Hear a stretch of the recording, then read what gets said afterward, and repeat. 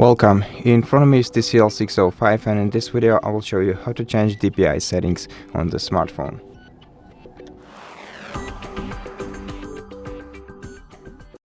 To do this, go to Settings, then select Display,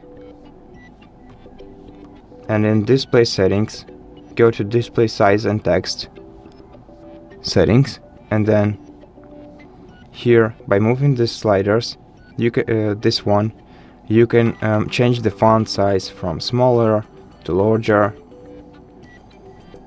By moving the slider below, you can change the display size of your device from small to medium and to large.